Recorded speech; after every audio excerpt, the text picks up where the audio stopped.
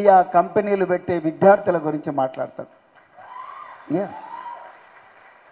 ఒక్కసారి నేను సూసైడ్ చేసుకున్న విద్యార్థుల కుటుంబాల దగ్గరికి పోయినా, నేను నిరుద్యోగుల కుటుంబాల దగ్గరికి. ఎంత బాధ ఉంటుంది. వాళ్ళ సూసైడ్ నోట్స్ చదివితే బాధ అనిపిస్తుంది. నేను ఈ విధంగా కావాలనుకున్నా, ఆ విధంగా కావాలనుకున్నా, కానీ మమ్మీ డాడీ దయచేసి క్షమించండి, నా వల్ల కావడం లేదు. నేను ఎంతమంది దగ్గరికో పోయినా కానీ ఎవరు నాకు సహాయం చేయలేదు. నాకు ఒక ఐపీఎస్ ఆఫీసర్ కావాలని ఉంది, కానీ నాకు కోచింగ్కు డబ్బులు లేవు. నేను కంపెనీ పెట్టాలని ఉంది, కానీ నా ఐడియాను ఎవరు గుర్తించడం లేదు. మీరు చూస్తే నాన్న అనారోగ్యంతో మంచాన పడ్డాడు. అమ్మనేమో నరువురు కొట్టుకుంటా ఏను మామూలు మార్కెట్లో పనిచేస్తూ ఉన్నది. నేను నీ బాధ చూడలేనమ్మా అని చెప్పి ఆ బిడ్డలు సూసైడ్ చేసుకున్నారు. నేను పోలీస్ ఆఫీసర్ కాబట్టి నేను అవన్నీ ఆ ఫైల్స్, ఆ సూసైడ్ నోట్స్ చూసిన. ఇవాళ తెలంగాణ ఉద్యమంలో ఎంతమంది అమరవీరుల శవాలు మోయలేదు. నేను ఉస్మాన్ యూనివర్సిటీలో ఒక ఐపీఎస్ ఆఫీసర్గా శ్రీకాంతచారి, అదేవిధంగా సిరిపురం యాదయ్య, అదేవిధంగా సాయి కుమార్ కెమికల్ ఇంజనీర్, ECH1లో ఒక కెమికల్ ఇంజనీర్ ఉదయం 11 గంటలకు అప్పటిదప్పుడే మరి ఉరేసుకొని చనిపోతే, కొన ప్రాణాల్లో ఉన్న బిడ్డను భుజాల మీద వేసుకొని గాంధీ హాస్పిటల్ తీసుకపోతే డాక్టర్లు అయిపోయింది సార్ చనిపోయింది అన్నారు. వాళ్ళ తల్లిదండ్రులను చూస్తే కోదాడ నుంచి వచ్చిండ్రు, వాళ్ళ తల్లిదండ్రులు చూస్తే బాధ అనిపించింది. కూలీలు, కానీ ఒక గొప్ప కళ కోసం చనిపోయాడు. సిరిపురం యాదయ్య మొత్తం అంటు పెట్టుకున్నాడు.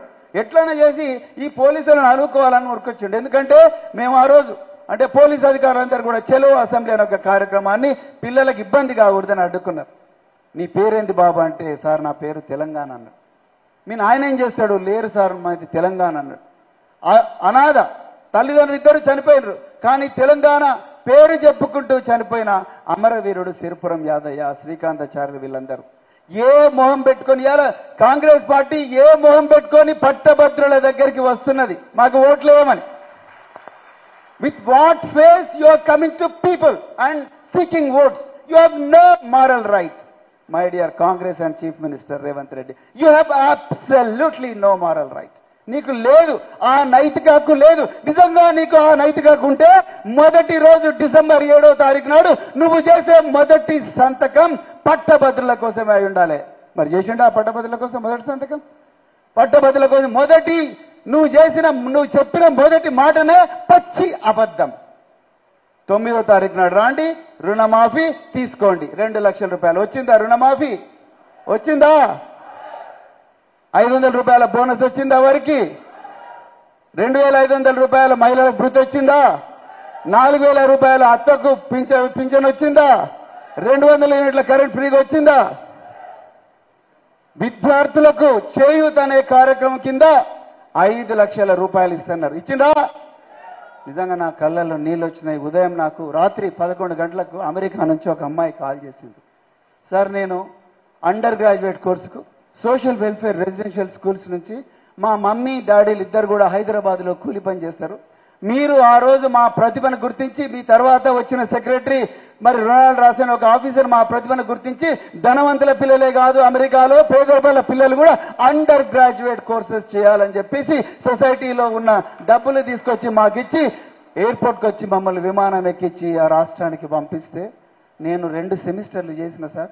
3వ సెమిస్టర్ నన్ను రిజిస్ట్రేషన్ చేయనివ్వడం లేదన్నారు. నేనన్నా ఎందుకు రిజిస్ట్రేషన్ చేయనివ్వడం లేదు?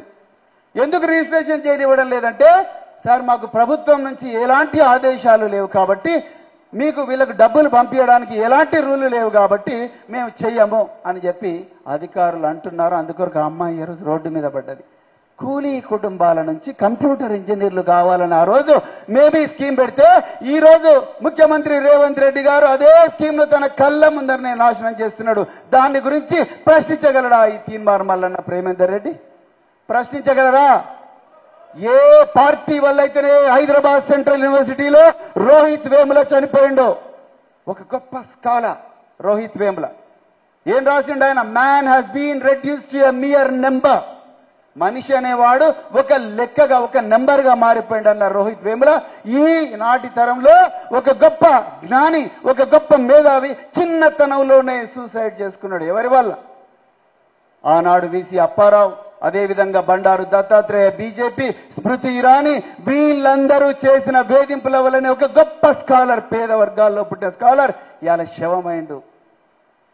మరి వాళ్ళ గురించి ఆ విధంగా విద్యార్థులు శవాలైన శవాలను చేసిన బీజేపీ దానికి ప్రతినిధి అయిన ప్రేమేందర్